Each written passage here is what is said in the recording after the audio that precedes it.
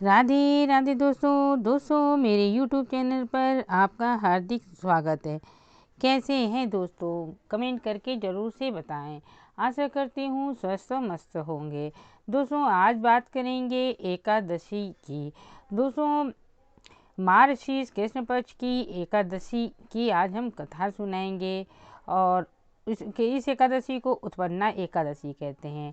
इसी दिन से एकादशी उत्पन्न हुई थी, इसलिए इसे उत्पन्ना एकादशी कहते हैं। तो दोस्तों जैसे मैं हर वीडियो में बतलाती हूँ कि एकादशी का व्रत एक दिन पहले से चालू होता है और एक दिन पहले से प्याज, लहसुन, मसूर की दाल और बहुत सी चीज़ें हैं जो नहीं खाई जाती, वो मैं उसकी वीडियो मैं पहले भी डाल चुकी हूँ, आप उसको ज़रूर से देख लीजिएगा। और एकादशी के क्या नियम है इसकी भी वीडियो देख लीजिएगा। और एकादशी का व्रत कब से रखा जाना चाहिए इसकी भी वीडियो मैं डाल चुकी हूँ, उसको भी आप देख लीजिएगा, सर्च करिएगा तो आपको ज़रूर से मिलेगा। दोस्तों एक दिन पहले से आप प्याज लहसुन ना खाएं और एकादशी के दिन सुबह स्नान वगैरह करके भगवान का मंदिर साफ करें, भगवान को नहलाएं धुलाएं। पंचामृत से भी नहला सकते हैं, गंगा जल से भी नहला सकते हैं और शुद्ध जल से भी नहला सकते हैं। उसके बाद उनको अच्छे अच्छे वस्त्र पहनाइए और चंदन से तिलक, रोली से तिलक और फूल माला वगैरह से अच्छे से सजा दीजिए और फिर उसका फरहरी का भोग लगाइए और दिन भर ओम नमो भगवते वासुदेव का जाप करते रहिए। चलिए हम आपको सुनाते हैं उत्पन्ना एकादशी व्रत कथा। श्री सूत जी बोले, हे महर्षियों, विधि सहित इस एकादशी महात्मा को भगवान श्री कृष्ण ने कहा था। भक्तजन ही इस व्रत को प्रेम पूर्वक सुनते हैं और इस लोक में अनेकों सुखों को भोग कर अंत में विष्णु धाम को प्राप्त करते हैं। एक बार अर्जुन ने श्री हरि कृष्ण जी से पूछा, हे प्रभु, एकादशी व्रत का महात्मा क्या है? इस व्रत को करने से क्या पुण्य मिलता है और उसकी विधि क्या है? सो आप मुझसे कहिए। ऐसा सुनकर भगवान श्री कृष्ण ने कहा, हे अर्जुन, सबसे पहले हेमंत ऋतु के मार्गशीर्ष माह में कृष्ण पक्ष की एकादशी का व्रत करना चाहिए। दशमी की शाम को दातून करना चाहिए और रात को भोजन नहीं करना चाहिए। एकादशी के सुबह संकल्प नियम के अनुसार करना चाहिए। दोपहर को संकल्प पूर्वक स्नान करना चाहिए। स्नान से पूर्व शरीर पर मिट्टी का लेप करना चाहिए। स्नान के बाद मस्तक पर चंदन का तिलक लगाए। चंदन लगाने का मंत्र इस प्रकार है, अश्वक्रांते रथक्रांते विष्णु कांते वसुंधरे उदित तापी वराहीण कृष्णेन सतबाहुना मृत के हरण में पाप यन्मया पूर्वक संचितम तव्याहतेन पापेन गच्छामि परमां गतिम। स्नान के बाद धूप दीप नैवेद्य से भगवान का पूजन करना चाहिए। रात को दीपदान करना चाहिए। ये सभी सत्कर्म भक्ति पूर्वक करने चाहिए। रात्रि में जागरण करते हुए श्री हरि का नाम जप करना चाहिए तथा किसी भी प्रकार के भोग विलास या स्त्री प्रसंग से सर्वदा दूर रहना चाहिए। हृदय में शुद्ध एवं सात्विक विचारों को ही स्थान देना चाहिए। एकादशी के दिन श्रद्धापूर्वक ब्राह्मणों को दान दक्षिणा देना चाहिए और उनसे अपनी गलतियों की क्षमा मांगनी चाहिए। धार्मिक जनों को शुक्ल और कृष्ण पक्ष की दोनों एकादशियों को एक समान समझना चाहिए, उनमें भेदभाव उचित नहीं है। ऊपर लिखी विधि के अनुसार जो मनुष्य एकादशी का व्रत करते हैं उनको शंखों, द्वार, तीर्थ एवं दर्शन करने से जो पुण्य मिलता है वह एकादशी व्रत के पुण्य के 16 भाग के बराबर भी नहीं है। हे पांडव श्रेष्ठ, व्यतिपाद योग में, संक्रांति में तथा चंद्र सूर्य ग्रहण में दान देने से और कुरुक्षेत्र में स्नान करने से जो पुण्य प्राप्त होता है वही पुण्य मनुष्य को एकादशी का व्रत करने से प्राप्त होता है। हे अर्जुन, जो फल वेद पाठी ब्राह्मणों को एक बार 1000 गौदान करने से मिलता है उससे 10 गुना अधिक पुण्य एकादशी का व्रत करने से मिलता है। 10 श्रेष्ठ ब्राह्मणों को भोजन कराने से जो पुण्य मिलता है वह एकादशी के पुण्य के 10वें भाग के बराबर होता है। निर्जल व्रत करने का आधा फल एक बार भोजन करने के बराबर होता है। अतः एकादशी का व्रत करने पर ही यज्ञ, दान, तप और आदि मिलते हैं, अन्यथा नहीं। अतः एकादशी को अवश्य ही व्रत करना चाहिए। इस व्रत में शंख से जल नहीं पीना चाहिए। मांसाहार तथा अन्य निरामिष भोजन एकादशी के व्रत में सर्वदा वर्जित हैं। एकादशी व्रत का फल हजारों यज्ञों से भी अधिक है। ऐसा सुनकर अर्जुन ने कहा, हे भगवान, आपने इस एकादशी के पुण्य को अनेक तीर्थों के पुण्य से श्रेष्ठ तथा पवित्र क्यों बतलाया है? ये सब आप विस्तार पूर्वक कहिए। भगवान श्री कृष्ण बोले, हे कुंती पुत्र, सतयुग में एक महाभयंकर दैत्य हुआ था। उसका नाम मुर था। उस दैत्य ने इंद्र आदि देवताओं पर विजय प्राप्त कर उन्हें उनके पद से च्युत कर दिया। तब देवेंद्र ने शंकर भगवान से प्रार्थना की, हे कैलाशपति, हम सब देवता मूढ़ दैत्य के अत्याचारों से दुखी होकर मृत्युलोक में अपना जीवन व्यतीत कर रहे हैं। राक्षसों के भय से हम बहुत दुख और कष्ट भोग रहे हैं। मैं स्वयं बहुत दुखी और भयभीत हूँ। अन्य देवताओं को भी की तो बात ही क्या है। अतः हे देवाधिदेव, आप कृपा कर इस महान दुख से छूटने का उपाय बतलाइए। तब शंकर जी ने कहा, हे देवेंद्र, आप विष्णु भगवान के पास जाइए। मधुकैटभ का संहार करने वाले श्री हरि देवताओं का अवश्य भय से मुक्त करेंगे। इंद्र तथा अन्य देवता महादेव जी के आदेशानुसार क्षीर सागर गए, जहाँ पर भगवान विष्णु शेष शैया पर विराजमान थे। भगवान विष्णु के समक्ष उपस्थित होकर सभी देवताओं सहित इंद्र ने उनकी स्तुति की। हे देवादिदेव, आप स्तुति करने योग्य हैं।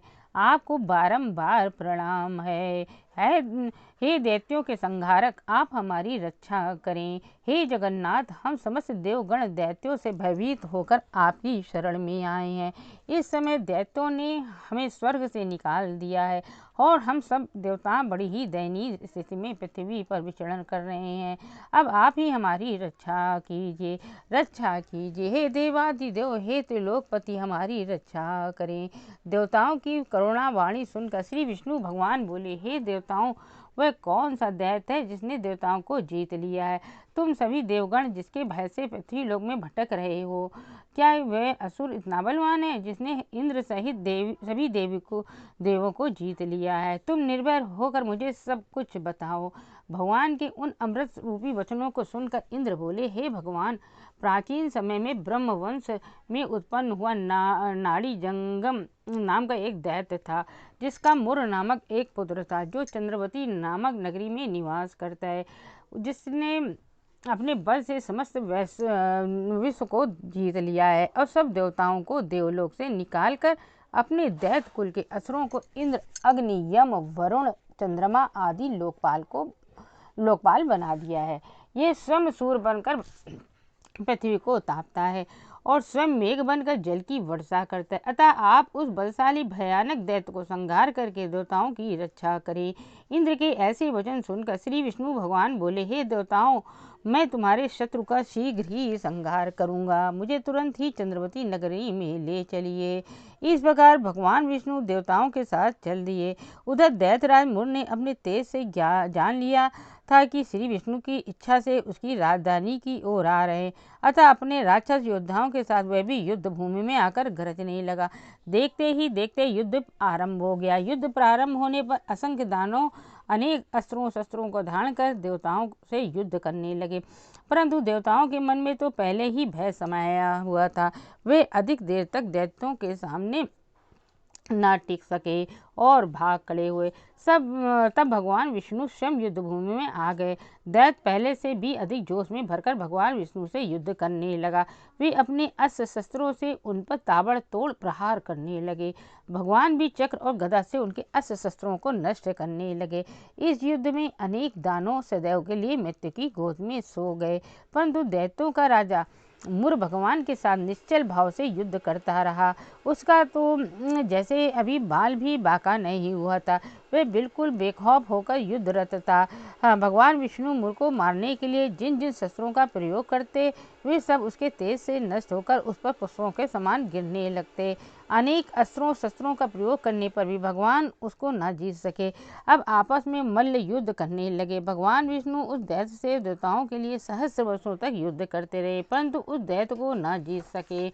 अंत में भगवान शांत होकर विश्राम करने की इच्छा से बद्रिकाश्रम स्थित 38 कोस लंबी एक द्वार वाली हेमवती नाम की एक गुफा में प्रवेश कर गए। हे अर्जुन, उन्होंने इस गुफा में शयन किया। वह दैत्य भी उनके पीछे पीछे चला आया था। तब श्री विष्णु को सोते हुए देखकर वह उन्हें मारने को तैयार हो गया। उसका ख्याल था कि मैं आज अपने चिर शत्रु को मारकर हमेशा हमेशा के लिए निष्कंटक हो जाऊंगा, किंतु उसकी वह इच्छा पूर्ण न हो सकी, क्योंकि उसी समय भगवान विष्णु की देह से दिव्य वस्त्र धारण किए एक अत्यंत सुंदर कन्या उत्पन्न हुई और दैत्यों को ललकार कर उससे युद्ध करने लगी। उसे देखकर दैत्य को बड़ा आश्चर्य हुआ और वह सोचने लगा कि ऐसी बलवान कन्या कहाँ से उत्पन्न हुई, और फिर वह दैत्य उस कन्या से लगातार युद्ध करता रहा। कुछ समय बीतने पर उस कन्या ने क्रोध में आकर उस दैत्य के अस्त्र शस्त्रों को टुकड़े टुकड़े कर दिए, उसका रथ तोड़ डाला। तब तो उस दैत्य को बड़ा ही क्रोध आया और सारी मर्यादाएं भंग करके वह उससे मल्ल युद्ध करने लगा। उस कन्या ने उसको धक्का मारकर मूर्छित कर दिया। उसकी मूर्छा टूटने से पूर्व ही उसका सिर काटकर धड़ से अलग कर दिया। सिर कटते ही वह दैत्य पृथ्वी पर गिर कर मृत्यु को प्राप्त हुआ। बचे कुछ असुर उसका ऐसा दुखद अंत देखकर भयभीत होकर पाताल लोक को चले गए। जब भगवान विष्णु की निद्रा टूटी तो उस दैत्य को मरा देखकर वह उन्हें अत्यंत आश्चर्य हुआ। अब वे सोचने लगे, इस महाबली दैत्य को किसने मारा है। तब वह कन्या भगवान से हाथ जोड़कर बोली, हे प्रभु, ये दैत्य आपको मारने का उद्यत था, तब मैंने आपके शरीर से उत्पन्न होकर इसका वध किया है। इस पर भगवान बोले, हे कन्या, तूने इसको मारा है, अतः मैं तुझसे अत्यंत प्रसन्न हूँ। इसे मारकर तूने तीनों लोगों के देवताओं को सुखी किया है, इसलिए तू अपनी इच्छा अनुसार वरदान मांग, मैं तेरी हर इच्छा को पूर्ण करूँगा। कन्या बोली, हे जगदीश्वर, मुझे ये वरदान दीजिए कि जो प्राणी या देव मेरा व्रत करे उसके समस्त पाप नष्ट हो जाएं, अंत में उसे स्वर्गलोक की प्राप्ति हो। मेरे व्रत का आधा फल रात्रि को मिले, उसका आधा फल एक समय भोजन करने वाले को मिले। जो श्रद्धालु भक्ति पूर्वक मेरे व्रत को करे वह निश्चय ही विष्णु लोक को प्राप्त करे। जो मनुष्य मेरे दिन तथा रात्रि को एक बार भोजन करें वह धन्य धान्य से भरपूर रहे। कृपा करके मुझे ऐसा वरदान दीजिए। भगवान विष्णु बोले, हे कल्याणी, ऐसा ही होगा। मेरे और तेरे भक्त एक ही होंगे, अंत में संसार में प्रसिद्धि को प्राप्त होकर मेरे लोक को प्राप्त करेंगे। हे कन्या, तू एकादशी को पैदा हुई, इसलिए तेरा नाम भी एकादशी हुआ, और क्योंकि तू मेरे अंश से उत्पन्न हुई है इसलिए संसार में तुझे उत्पन्ना एकादशी के नाम से जाना जाएगा। तथा जो मनुष्य इस दिन व्रत करेंगे उनके समस्त पाप जड़ से नष्ट हो जाएंगे, अंत में वे मुक्ति को प्राप्त करेंगे। तू मेरे लिए अब तीज, अष्टमी, नवमी और 14 से भी अधिक प्रिय है। तेरे व्रत को फल सब तीर्थों के फल से भी महान होगा, ये मेरा स्पष्ट कथन है। ऐसा कहकर भगवान उसी स्थान पर अंतर्ध्यान हो गए। एकादशी भी भगवान के उत्तम वचनों को सुनकर प्रसन्न हुई। भगवान श्री कृष्ण बोले, हे पांडु नंदन, एकादशी का व्रत का फल सभी व्रतों से, सभी तीर्थों के फल से श्रेष्ठ है। एकादशी व्रत करने वाले मनुष्यों के शत्रुओं को मैं समूल नष्ट कर देता हूँ और व्रत करने वालों को मोक्ष प्रदान करता हूँ। उन मनुष्यों के जीवन की जो भी विघ्न बाधाएं होती हैं मैं उन्हें भी दूर कर देता हूँ। तात्पर्य यह है कि मुझे अत्यंत प्रिय एकादशी के व्रत को करने वाला प्राणी सभी ओर से निर्भय और सुखी होकर अंत में मोक्ष को अधिकारी होता है। हे अर्जुन, ये मैंने तुम्हें एकादशी की उत्पत्ति के विषय में बतलाया। एकादशी व्रत समस्त पापों को नष्ट करने तथा सिद्धि रोग को देने वाला है। उत्तम मनुष्यों को दोनों पक्षों को एकादशियों को समान समझना चाहिए, इनमें भेदभाव मानना उचित नहीं है। जो मनुष्य एकादशी महात्म्य का श्रवण व पाठन करेंगे वे अश्वमेध यज्ञ के समान फल प्राप्त करेंगे। ये मेरा सत्य वचन है, इसमें किसी प्रकार का संशय नहीं।